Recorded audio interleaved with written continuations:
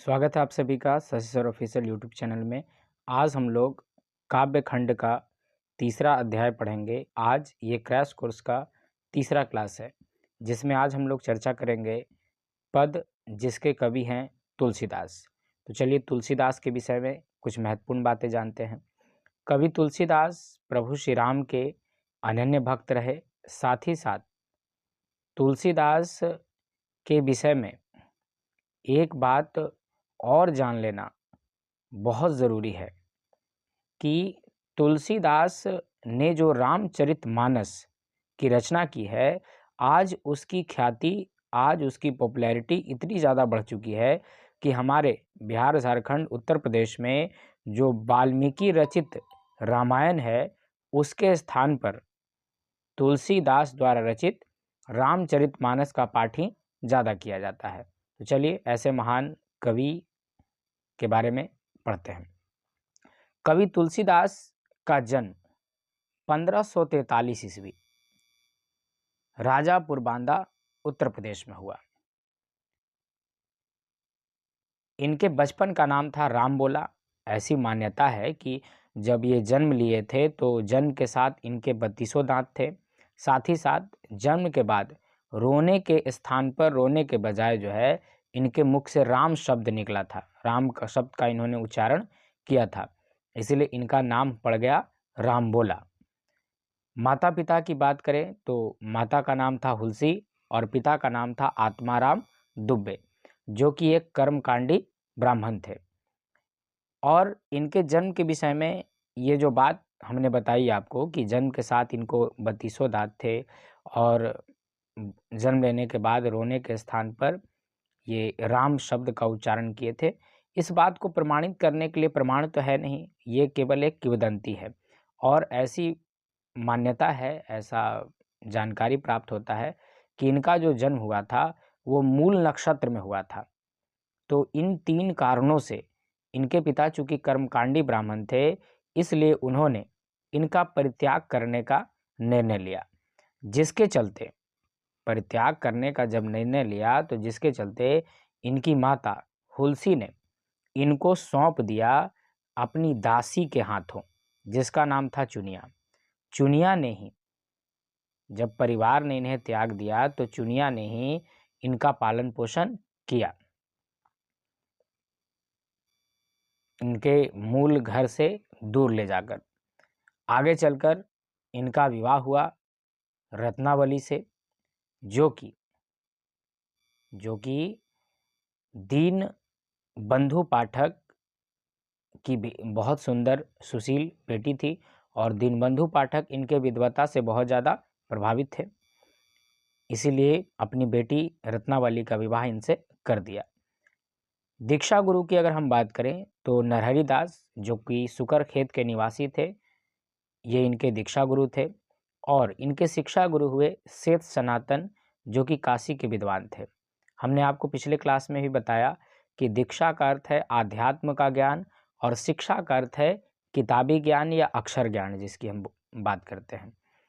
शिक्षा की अगर हम बात करें तो 4 वेदों का अध्ययन किया, 6 दर्शनों का अध्ययन किया, इतिहास का अध्ययन, पुराण, स्मृतियाँ, काव्य आदि की शिक्षा काशी में 15 वर्षों तक इन्होंने प्राप्त की। इनका विवाह रत्नावली से हुआ और रत्नावली से विवाह के बाद जो है इनका जीवन बदल गया। ऐसी मान्यता है कि रत्नावली द्वारा फटकारे जाने पर इन्होंने घर परिवार का त्याग किया और ऐसे राम की भक्ति में लीन हो गए कि राम की भक्ति में लीन होने के कारण ये भगवान श्री राम के न केवल अनन्य उपासक बन गए, बल्कि पहली बार संस्कृत का जो वाल्मीकि रचित रामायण है, इसके अलावा जो क्षेत्रीय भाषा होती है, उस क्षेत्रीय भाषा में इन्होंने पहली बार रामायण का अनुवाद किया और ये अवधी भाषा में लिखा गया था, जिसका नाम है रामचरितमानस, जिसका ब्राह्मणों ने बहुत ज़्यादा विरोध किया। अब्दुल रहीम खान खाना, या जिसको हम रहीम के नाम से भी जानते हैं, महाराजा मान सिंह, नाभादास, दार्शनिक मधुसूदन सरस्वती और टोडरमल इसके स्नेही, मतलब तुलसीदास के स्नेही और मित्रों में से हैं। रचनाओं की अगर हम बात करें तो रामलला नहछू, वैराग्य संदीपनी, बरवे रामायण, पार्वती मंगल, जानकी मंगल, रामाज्ञा प्रश्न, दोहावली, कवितावली, गीतावली, श्री कृष्ण गीतावली, रामचरितमानस, विनय पत्रिका। इसके अलावा 44 छंदों की हनुमान बाहुक रचना को कवितावली का ही अंग माना जाता है। इसे स्वतंत्र कर देने पर कुल 13 छोटी बड़ी कृतियां होती हैं। इसके अतिरिक्त कुछ अन्य कृतियां भी बताई जाती हैं। कुल 12 या 13 कृतियों की प्रामाणिकता असंदिग्ध है। मानस का रचना काल की अगर हम बात करें तो रचना तिथि आरंभ है 1631 ईस्वी, संवत है 1631 और ईस्वी है 1574, अर्थात विक्रम संवत की बात की जा रही है। चैत्र शुक्ल नवमी राम जन्म की तिथि पर अयोध्या में कवि की 31 वर्ष की अवस्था में, और रचना पूरी हुई 1633 विक्रम संवत, और ईस्वी की बात करें तो 1576। यानी कुल मिलाकर 2 वर्ष 7 महीने 26 दिन में ये काम इनका पूरा हुआ। तो चलिए हम लोग जो कविता पढ़ने जा रहे हैं, हम लोग जो पद अभी पढ़ेंगे, ये पद तुलसीदास द्वारा रचित रामचरितमानस से नहीं लिया गया, बल्कि ये पद हम लोग जो पढ़ेंगे वो विनय पत्रिका से लिया गया है। विनय पत्रिका इनका बहुप्रतिष्ठित ग्रंथ है, जिसमें विनय के पद गाए गए हैं, विनय और विनती के पद गाए गए हैं। और हम लोग जो कविता ये पढ़ेंगे ये विनय पत्रिका के सीता स्तुति खंड से लिया गया है, जिसमें माता सीता की स्तुति ये करेंगे। तो चलिए कविता को शुरू करते हैं। कबहुक अम्ब अवसर पाई। कबहुक का मतलब कभी, अम्ब का मतलब यहाँ माता है, जो कि वे सीता को कह रहे हैं। कबहुक अम्ब अवसर पाई, हे माता कभी अवसर पाकर, कभी फुर्सत पाकर, मेरियो सुधी घाई भी कछु करुण कथा चलाई। कभी आप मेरी सुधी, मेरी याद प्रभु श्री राम को कोई करुणा भरी कथा चलाकर दिलाइएगा। यानी कवि कहते हैं सीता माता से कि हे माता, मेरे प्रभु श्री राम मुझे भूल गए हैं, इसीलिए अगर आपको कभी फुर्सत मिले तो कोई करुणा भरी कथा चलाकर आप मेरी याद प्रभु श्री राम को दिलाइएगा। आगे कवि कहते हैं, दीन सब अंगहीन, छीन मलिन अघि अघाई। कवि कहते हैं कि मैं दीन हूँ, सभी अंगों से हीन हूँ, छिन्न अर्थात कमज़ोर हो गया हूँ, मलिन हूँ और दुनिया के पापों से अघाया हुआ हूँ, दुनिया के पापों में डूबा हुआ हूँ। नाम लय भरे उदर, मैं प्रभु श्री राम का नाम लेकर अपना पेट भरता हूँ। एक प्रभु दासी दास कहाई, और मैं प्रभु की दासी का भी दास हूँ। मैं प्रभु का राम अर्थात राम का नाम लेकर पेट भरता हूँ, उनके भजनों को गाकर, उनकी कथा को सुनाकर अपना पेट भरता हूँ, और मैं उनकी दासी का भी दास हूँ। अर्थात मैं उनका दास नहीं, क्योंकि अगर दास कहते हैं तो सीता के बराबर हो जाते हैं, इसलिए वो कहते हैं कि मैं उनकी दासी का भी दास हूँ, अर्थात सीता से भी नीचा स्थान मेरा है। आगे कभी कहते हैं, बुझियों से हैं कौन। अगर इतना कहने से प्रभु श्री राम बुझ जाए, प्रभु श्री राम समझ जाए कि किसकी बात की जा रही है, तब तो ठीक है। अगर ना समझे तो कहीं भी नाम दशा जनाई। आप प्रभु श्री राम का नाम लेकर, आप प्रभु श्री राम को मेरा नाम लेकर और मेरी दशा उन्हें बता दीजिएगा। मतलब नाम लेकर उधर भरता है, प्रभु की दासी का दास है, ये सब कुछ संकेत हैं। उन संकेतों को आप दीजिएगा तो वो निश्चित तौर पर समझ जाएंगे। लेकिन अगर इन संकेतों को देने के बावजूद, इन संकेतों को बताने के बावजूद अगर प्रभु श्री राम नहीं समझ पाते कि ये किसकी बात की जा रही है, तो आप मेरा नाम और मेरी दशा उन्हें स्पष्ट रूप से बता दीजिएगा। सुनत राम कृपालु के, मेरी बिगाड़ियों बनी जाई। कवि कहते हैं कि राम इतने दयालु हैं, राम इतने कृपालु हैं कि एक बार अगर वो सुन लेते हैं तो उनके सुनने मात्र से मेरी सारी बिगड़ी बात बन जाएगी। आगे कवि कहते हैं, जानकी जग जननी, जानकी किए बचन सहाय। कवि कहते हैं कि जानकी जो है वो जग जननी है, इस जगत की जननी है, इस जगत की माता है।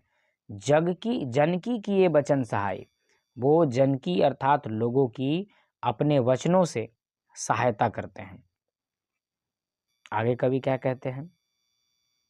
आगे कवि कहते हैं, तरह तुलसीदास, तुलसीदास जो है तर जाएगा। भव तब नाथ गुण गन गाई, तुलसीदास तर जाएगा प्रभु श्री राम के नाम को गाकर, प्रभु श्री राम के गुणगानों को गाकर तर जाएगा। बस आप मेरे ऊपर इतनी कृपा कर दीजिए। आगे कवि तुलसीदास क्या कहते हैं? अगला जो दोहा है इसमें राम से विनती की गई है। क्या कह रहे हैं कवि तुलसीदास? द्वार हो भोर ही को आजू, मैं आपके द्वार पर भोर से ही आया हुआ हूँ। रटत रिरिहा आरी और न कौर ही ते काजू, मैं सुबह से ही रट रहा हूँ, रे रे कर रहा हूँ, गिड़गिड़ा रहा हूँ। मुझे आपकी कृपा का एक कौर, एक छोटा सा हिस्सा चाहिए, इसके अलावा मुझे किसी चीज़ की चाहत नहीं है।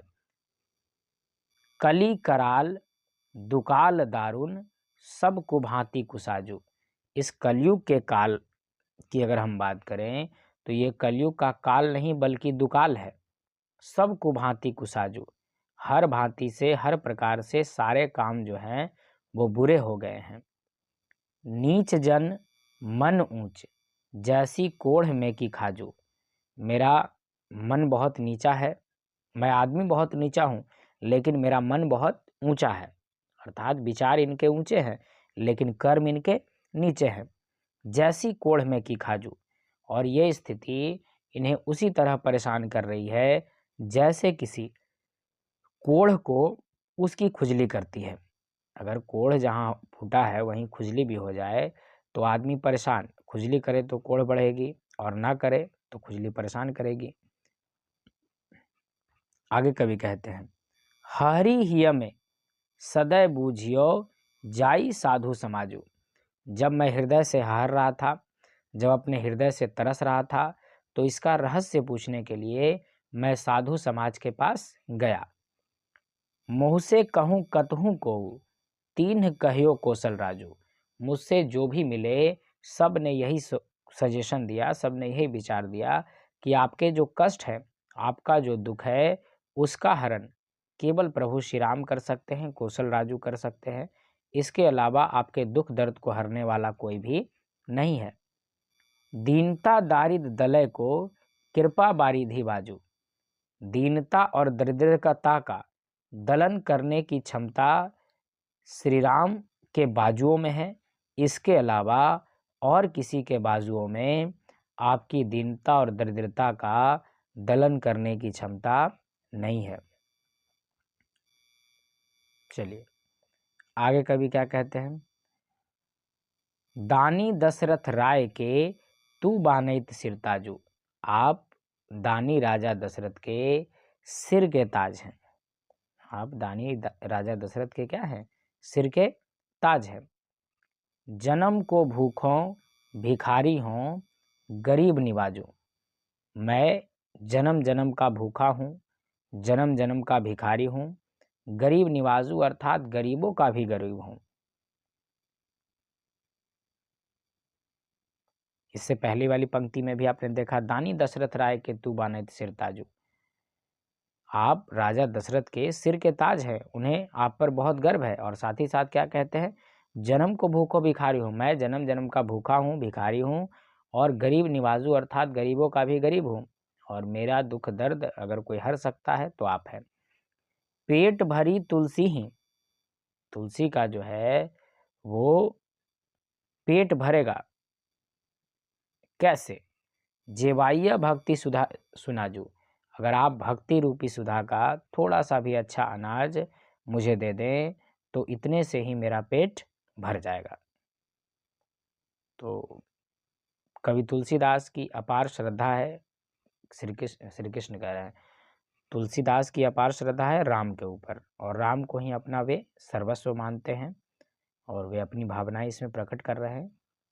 तो ये था आपका तीसरा कविता तुलसीदास का प्रश्न अभ्यास का जहाँ तक सवाल है तो हमने पहले क्लास में ही बताया था कि आपको इसका कंप्लीट पीडीएफ जो है मिल जाएगा हमारे टेलीग्राम चैनल पर, तो उससे आप जुड़कर इसको प्राप्त कर सकते हैं। मिलते हैं नेक्स्ट वीडियो में, नेक्स्ट क्लास में अगले टॉपिक के साथ। तब तक के लिए सभी को